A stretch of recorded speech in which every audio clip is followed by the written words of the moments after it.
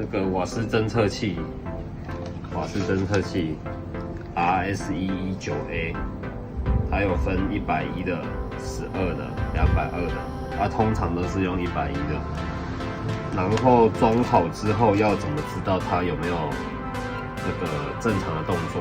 我们可以简单的用打火机来做测试，就是让瓦斯可以输出，然后对准这个瓦斯的那个收集孔。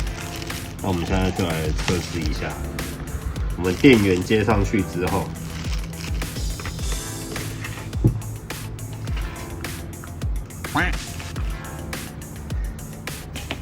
它现在有通电，就是绿灯有亮。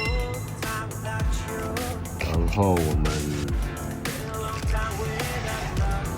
用瓦斯用手遮一下，这样子才不会让瓦斯集中进去。它感测到瓦斯之后就会叫。